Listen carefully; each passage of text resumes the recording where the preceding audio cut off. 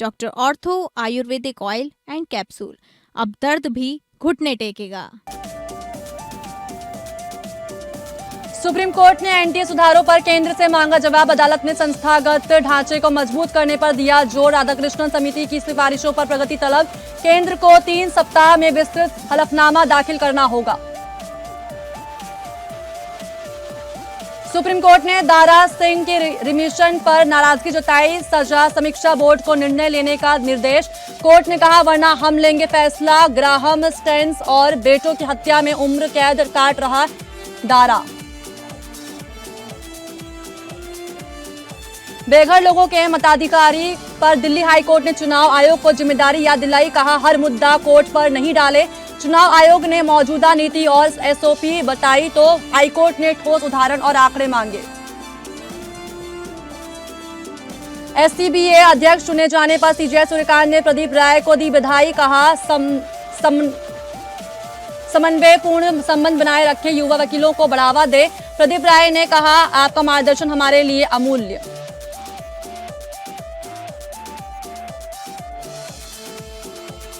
नमस्कार, मैं हूं आपके साथ समृद्धि यादव। लोकप्रिय कानून प्रोग्राम लीगल हेल्पलाइन में आप सभी का हार्दिक स्वागत है। इसमें हमारे कानून विशेषज्ञ रोजमर्रा की जिंदगी की समस्याओं से जुड़े कानून मामलों पर आपकी आशंकाओं का समाधान करते हैं। आप भी इस प्रोग्राम से जुड़ सकते हैं और फोन करके कानूनी राय ले सकते हैं। आज हम आपको जनगणना से जुड़े कानून के बारे में बताएंगे। ज्यादा जानकारी देने के लिए हमारे साथ आज के कानून विशेषज्ञ अधिवक्ता राम नरेश यादव जी हैं। बहुत बहुत स्वागत है सर आपका हमारे इस प्रोग्राम में।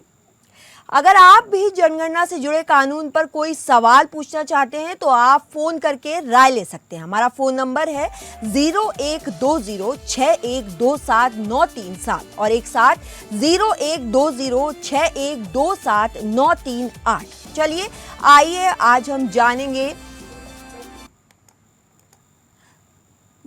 नरेश यादव जी, आपका बहुत बहुत स्वागत है। सबसे पहले मैं आपसे ये पूछना चाहूंगी कि जनगणना अधिनियम 1948 का मुख्य उद्देश्य क्या है? इनमें 1994 में क्या प्रमुख संशोधन किए गए थे? ये बिल्कुल 1948 का ये अधिनियम सिर्फ लोगों के सिर गिनने की मशीनरी नहीं है। यह स्वतंत्र भारत का पहला डेटा मैनिफेस्टो था। सरदार वल्लभ भाई पटेल ने इसे संसद में पेश किया तो मकसद सिर्फ आंकड़े जुटाना नहीं बल्कि आजाद भारत के विकास की नींव रखना था।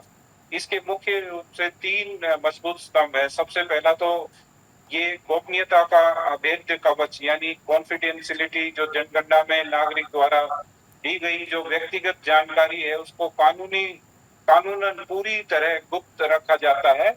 इसका इस्तेमाल न तो इनकम टैक्स विभाग कर सकता है और न ही इसे किसी अदालत में आपके खिलाफ सबूत के तौर पर पेश किया जा सकता है। दूसरा, सटीक उत्तर देने की बाध्यता, यानी देश के विकास के लिए सही डेटा जरूरी है, इसलिए नागरिकों के लिए जनगणना अधिकारियों को सटीक और सत्य जानकारी देना कानूनन अनिवार्य बनाया गया। तीसरा, जो इसमें जो मुख्य रूप से जो मजबूत एक स्तंभ की तरह, उसमें कर्मचारियों को कानूनी सुरक्षा। जो कर्मचारी फील्ड में जाते हैं, जैसे लाखों शिक्षक, सरकारी कर्मचारी, जिनको पब्लिक सर्वेंट का दर्जा और कानूनी संरक्षण दिया गया ताकि वे बिना किसी दबाव के काम कर सके। 1948 का कानून काफी मजबूत था, लेकिन 1994 में इसमें जो अमेंडमेंट करने की जरूरत पड़ी वो बहुत ही व्यवहारिक सवाल है। लेकिन 1991 की जनगणना के बाद सरकार को ये समझ आया कि भारत का आकार और प्रशासनिक ढांचा अब बदल चुका है। 1994 के संशोधन ने इसे कानून को एक आधुनिक दौर के हिसाब से एक तरह से नए पंख दिए। जो लोकल बॉडीज थी उनकी सीधी जिम्मेदारी तय की गई। 1994 से पहले केवल राज्य सरकार के कर्मचारियों को लगाया जाता था। संशोधन के बाद नगर निगमों, नगर पालिका और ग्राम पंचायत को अनिवार्य रूप से अपने कर्मचारियों को जनगणना ड्यूटी के लिए उपलब्ध कराने का कानून बना। दूसरा, जो संसाधनों का अधिकरण, यानी कि जनगणना का काम ना रुके, इसके लिए अधिकारियों को किसी भी भवन, परिसर, वाहन या पौध को अस्थायी रूप से अधिग्रहण करने का अधिकार मिला। इसके बदले जो उस पर्टिकुलर मकान के या पौध के या भवन के या वाहन के जो मालिक है उनको एक उचित मुआवजा देने का स्पष्ट नियम भी 1994 में तय हुआ। कड़े दंड और फास्ट ट्रैक सुनवाई के जो इसमें ऐड किया गया। जनगणना कार्य में बाधा डालने, गलत डेटा देने या अधिकृत जो संपत्ति सौंपने से कोई मना करता है तो उस पर भी दंड का कड़ा किया गया और मामलों की एक समरी ट्रायल का प्रावधान उसमें जोड़ा गया। नरेश जी, जनगणना में काफ़ी अधिकारियां आते हैं, जैसे कि घर में जनगणना की प्रक्रिया के लिए आते हैं, तो जो भारत सरकार द्वारा अधिकारियों की नियुक्ति होती है वो किन अधिकारियों की नियुक्ति होती है और उनकी क्या जिम्मेदारी होती है, ज़रा हमारे आम जनता को बताइए। बिल्कुल स्मृति जी, भारत सरकार जनगणना कराने के लिए केंद्र से लेकर गांव वार्ड स्तर तक एक सुपर ऑर्गेनाइज पिरामिड चेन तैयार करती है। उसमें जो सबसे पहले और सबसे ऊपर जो होते हैं registrar general and census commissioner of India, ये गृह मंत्रालय के तहत राष्ट्रीय स्तर पर सर्वोच्च अधिकारी होते हैं और पूरे देश की जनगणना की योजना यही बनाते हैं। उसके बाद राज्य स्तर पर डायरेक्टर ऑफ सेंसस ऑपरेशंस, जो प्रत्येक राज्य केंद्र शासित प्रदेश में आईएएस या वरिष्ठ cadre अधिकारी इसकी कमान संभालते हैं। तीसरा, जिला स्तर पर जो प्रिंसिपल सेंसस ऑफिसर होते हैं और जिला स्तर पर जिला मजिस्ट्रेट या डिस्ट्रिक्ट कलेक्टर हम कह सकते हैं कि उनको ये जिम्मेदारी दी जाती है, जो शहरों नगर निगमों में म्युनिसिपल कमिश्नर ये कमान संभालते हैं। अब चार्ज ऑफिसर हर तहसील और ब्लॉक स्तर पर तहसीलदार या बीडीओ को चार्ज ऑफिसर बनाया जाता है और लास्ट में एक सुपरवाइजर या इनोमरेटर हम कह सकते हैं।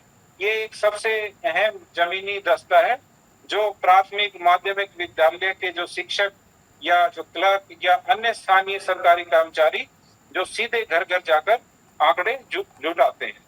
तो जनगणना अधिनियम 1948 के तहत इन सभी को जनगणना के समय एक लोक सेवक यानी पब्लिक सर्वेंट का दर्जा और अधिकार मिलता है। अब सबसे पहले जो इनोमरेटर है उनकी क्या जिम्मेदारी होती है, जो 700-800 की आबादी जो अंदाजन हम कह सकते हैं 150 से 200 जो घर किसी जगह होते हैं, तो ऐसे उनको एक ब्लॉक अलॉट होता है। इनका जो काम होता है वो घर घर जाकर आधिकारिक प्रश्नोत्तरी के अनुसार, यानी जो सरकार में एक क्वेश्चनेयर दिया गया है उसके अनुसार जो सत्य आंकड़े दर्ज करना इनका काम होता है। दूसरा, सुपरवाइजर यानी औसतन जो 6 प्रणगकों के काम की गुणवत्ता, कवरेज और समय सीमा की निगरानी करना, यानी कि इन पे 6 उनके ऊपर जो इनोमरेटर के ऊपर एक सुपरवाइजर होता है। फिर जो जिले में डीएम कलेक्टर होता है जो पूरे जिले में लॉजिस्टिक, सुरक्षा, ट्रेनिंग, जन जागरूकता और भवनों के अधिकरण प्रबंधन की देखरेख करते हैं। तो जनगणना अधिकारियों के लिए अधिनियम में यह स्पष्ट नियम है कि वे सरकार द्वारा स्वीकृत प्रश्नों के अलावा कोई अतिरिक्त प्रश्न नहीं पूछ सकते, यानी कि जो एक क्वेश्चनेयर गवर्नमेंट ने डिसाइड किया है उस क्वेश्चनेयर के हिसाब से ही वो प्रश्न पूछ सकते हैं। उसके अलावा कोई अतिरिक्त अपनी तरफ से वो कोई सवाल जवाब नहीं कर सकते और जो आंसर दिए जाते हैं उन प्रश्नों के, उनके साथ भी वो कोई छेड़छाड़ या बदलाव कुछ नहीं कर सकते और उनको वैसे ही वो आंसर दर्ज करने होते हैं जैसे बताए गए होते हैं। तो ये एक कानूनी रूप से बात है जो उनको करना होता है। जी, आपने सरकार द्वारा निर्देशों की बात की जो अधिकारियों को मिले हुए हैं, तो अधिकारियों के भी कुछ अधिकार होते होंगे जो सरकार के द्वारा उनको प्राप्त हुए होते हैं। तो क्या आप हमारी जनता को बता सकते हैं कि ऐसे कौन कौन से अधिकार हैं जो जनगणना के अधिकारियों को मिले हैं, प्राप्त हुए हैं? जी बिल्कुल, ये बहुत ही एक महत्वपूर्ण सवाल है। कानूनी रूप से एक जनगणना अधिकारी केवल डेटा कलेक्टर नहीं होता। अधिनियम की विभिन्न धाराओं के तहत उन्हें व्यापक अधिकार दिए गए होते हैं। जैसे सबसे पहला अधिकार है प्रश्न पूछने का कानूनी अधिकार, जो सेक्शन 8 के द्वारा दिया गया है। कोई भी अधिकारी जो अपने निर्दिष्ट क्षेत्र में किसी भी व्यक्ति से वो सभी प्रश्न पूछने का अधिकार रखता है जो केंद्र सरकार द्वारा अधिसूचित किए गए हैं। दूसरा, घर या परिसर में जब प्रवेश या नंबर लगाने का अधिकार जो सेक्शन 9 के द्वारा दिया गया है। तो कोई भी अधिकारी जब जनगणना उद्देश्यों के लिए किसी भी परिसर में प्रवेश करने और मकानों पर हाउसिंग नंबर यानी पहचान संख्या लिखने या प्लेट स्टिकर चिपकाने का उनको एक वैधानिक अधिकार प्राप्त है। मकान मालिक या निवासियों को, जो मकान में रहने वाले उसमें रेजिडेंट है, वो उन्हें प्रवेश देने से रोकने का अधिकार नहीं है, यानी कि उनको वो मना नहीं कर सकते घर में या परिसर में आने के लिए। तीसरा जो सेक्शन 7 में अधिकार दिया है वो सहायता मांगने का अधिकार, यानी जिला मजिस्ट्रेट या जनगणना अधिकारी को ये अधिकार है कि वो अपने क्षेत्र में कारखानों, फर्म्स या भूमि मालिकों या संस्थानों के जो मैनेजर्स हैं उनसे जनगणना कार्यों में सहयोग मांग सकते हैं।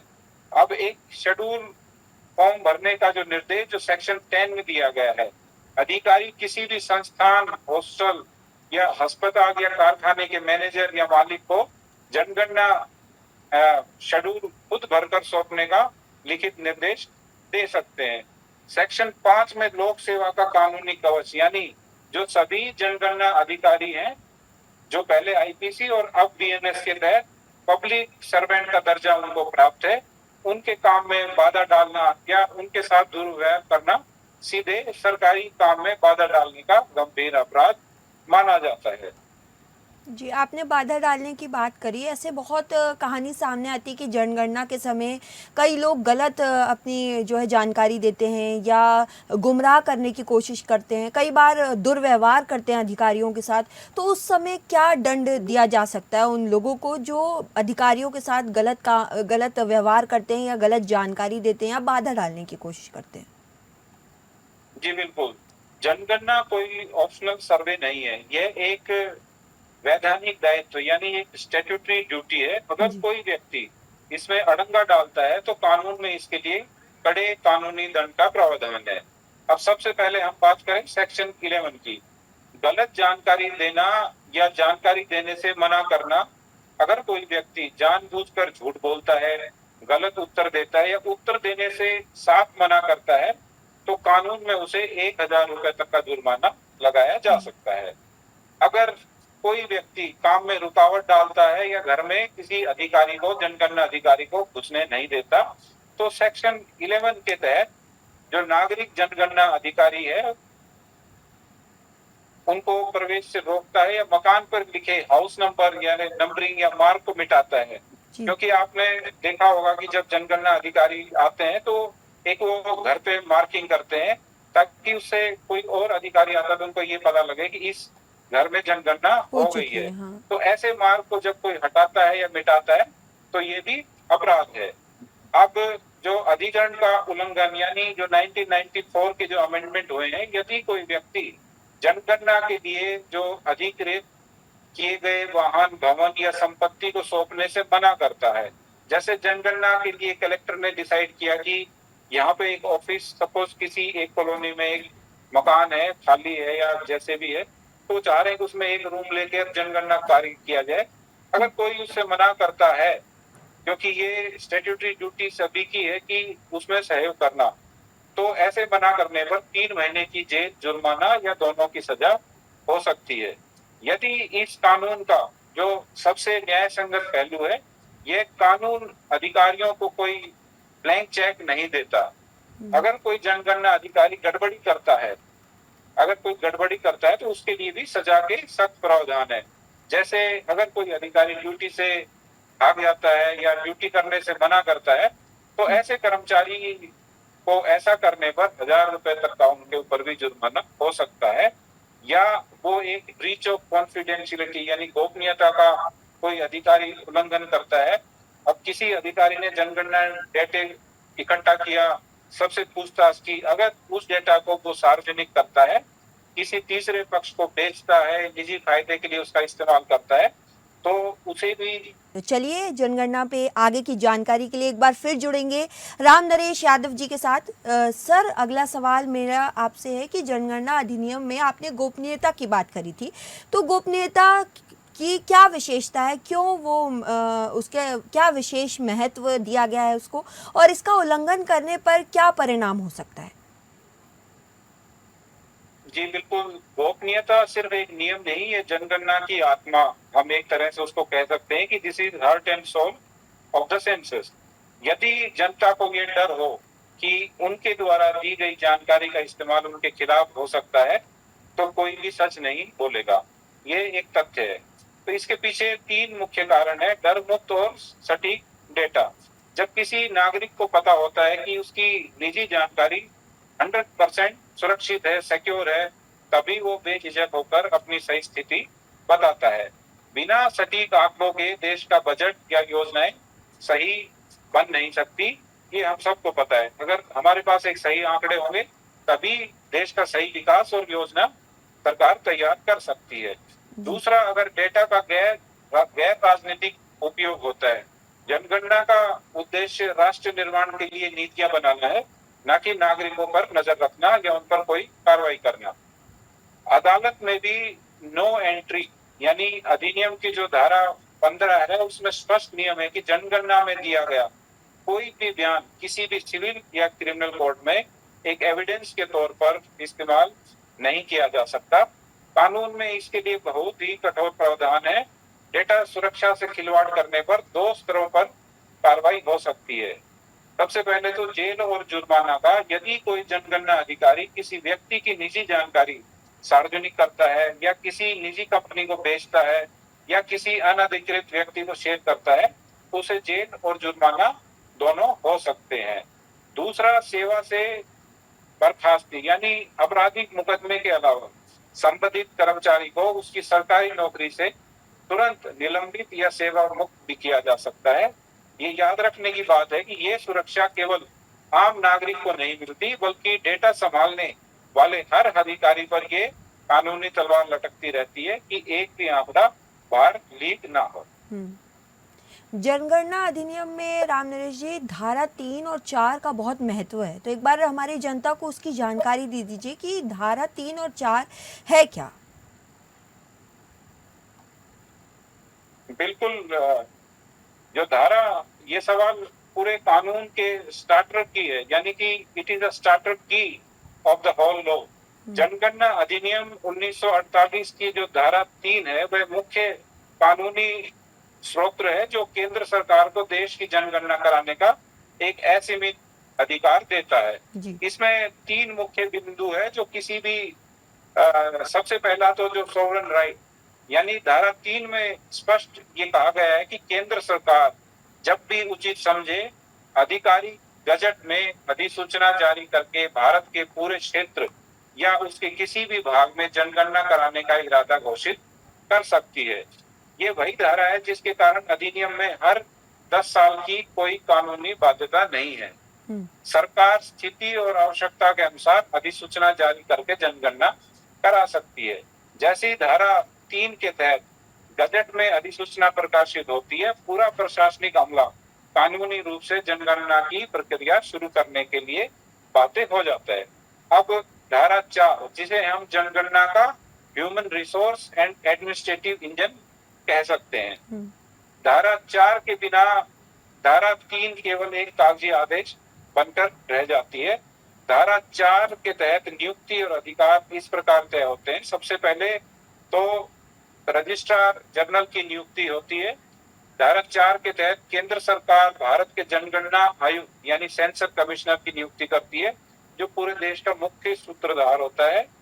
धारा 4 के तहत राज्य सरकारों को यह अधिकार दिया जाता है कि वे अपने राज्य जिलों में जनगणना अधिकारी यानी सेंसस ऑफिसर की नियुक्ति करें। इसी धारा के तहत जिला मजिस्ट्रेट को जिला जनगणना अधिकारी बनाया जाता है और डेलीगेशन ऑफ पावर भी धारा 4 के तहत दी जाती है, जिसमें राज्य सरकार या जिला अधिकारियों को यह शक्ति देती है कि वे तहसीलदार, ब्लॉक अधिकारी और सबसे महत्वपूर्ण शिक्षक और स्थानीय कर्मचारियों को इनुमरेटर या सुपरवाइजर के रूप में नियुक्ति करे। धारा 4 में ही ये कहा गया कि यदि कोई अधिकारी कर्मचारी जनगणना की जिम्मेदारी उनको अगर सौंपी जाती है तो वो उसे करने के लिए कानूनी रूप से बाध्य हो जाता है। तो ये धारा और 3-4 के बारे में ये सब बातें। जनगणना से जुड़ी ये अहम जानकारी के लिए बहुत बहुत धन्यवाद राम नरेश जी, आपका हमारे साथ जुड़ने के लिए। मैं आशा करती हूँ कि हमारी जनता की जनगणना से जुड़ी सारी जो आशंकाएं हैं वो पूर्ण हो गई होगी, समझ में आ गया होगा जनगणना से जुड़ी जो भी उनके प्रश्न थे। अगर आपको भी लीगल हेल्पलाइन से जुड़ना है तो आप एक बार फिर हमारे नंबर पर कॉल कर सकते हैं। फिलहाल के लिए इतना ही, जुड़े रहिए हमारे साथ।